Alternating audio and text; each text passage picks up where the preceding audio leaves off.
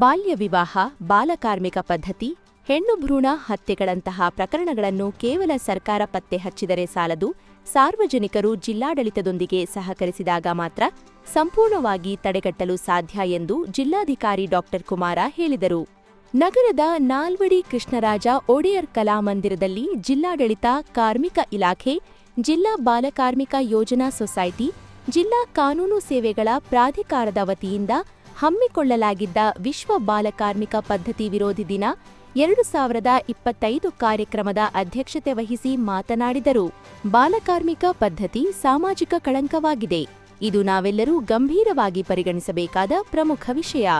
ಬಾಲಕಾರ್ಮಿಕ ಪದ್ಧತಿಯನ್ನು ಹೋಗಲಾಡಿಸುವ ಹೊಣೆಗಾರಿಕೆ ನಮ್ಮೆಲ್ಲರದ್ದು ಎಂದರು. ಇವತ್ತಿನ ಕಾರ್ಯಕ್ರಮದ ಔಚಿತ್ಯತೆ ಕುರಿತು ತುಂಬಾ ಅದ್ಭುತವಾಗಿ ಮಾಹಿತಿಯನ್ನು ನಮಗೆಲ್ಲ ಕೊಟ್ಟಿದ್ದಾರೆ. ಬಾಲಕಾರ್ಮಿಕ ಪದ್ಧತಿ ಎನ್ನುವಂಥದ್ದು ನಾವೆಲ್ಲರೂ ಕೂಡ ಆತ್ಮಾವಲೋಕನವನ್ನ ಮಾಡಿಕೊಳ್ಳುವಂಥ ಒಂದು ವಿಷಯ. ಯಾಕೆ ಅಂತ ಹೇಳಿದ್ರೆ ಇದನ್ನ ಒಂದು ಪಿಡುಗು ಅಂತ ನಾವು ಕರೀಲಿಕ್ಕೆ ಹೋಗುವುದಿಲ್ಲ. ಬಾಲಕಾರ್ಮಿಕ ಪದ್ಧತಿ ಎನ್ನುವಂಥದ್ದು ಒಂದು ಸಾಮಾಜಿಕವಾಗಿರ್ತಕ್ಕಂಥ ಒಂದು ಕಳಂಕ. ಇದು ನಾವೆಲ್ಲರೂ ಕೂಡ ಆತ್ಮಾವಲೋಕನ ಮಾಡಿಕೊಂಡು ನಾವೆಲ್ಲರೂ ಕೂಡ ಒಂದು ವಿಮರ್ಶೆ ಮಾಡಲೇಬೇಕಾಗಿರುವಂತಹ ವಿಷಯ ಅಂತ ಹೇಳಿದ್ರೆ ಬಾಲಕಾರ್ಮಿಕ ಪದ್ಧತಿ. ಎರಡನೇದಾಗಿ, ಬಾಲಕಾರ್ಮಿಕ ಪದ್ಧತಿಗೆ ಎಲ್ಲರೂ ಹೇಳಿದಂಗೆ ಬಡತನ ಇರ್ಬೋದು, ಅನಕ್ಷರತೆ ಇರ್ಬೋದು, ಮೂಢನಂಬಿಕೆ ಇರ್ಬೋದು, ಇವೆಲ್ಲವೂ ಇರ್ಬೋದು. ಆದ್ರೆ ಎಲ್ಲೋ ಒಂದ್ ಕಡೆ ಬಾಲಕಾರ್ಮಿಕ ಪದ್ಧತಿಗೆ ಮುಖ್ಯವಾದಂತ ಕಾರಣ ಅಂತ ಹೇಳಿದ್ರೆ ನಾವೆಲ್ಲರೂ ಯಾರೋ ಈಗ ಕಣ್ಮುಚ್ಚಿ ಕುಳಿತಿದ್ದಾರೆ.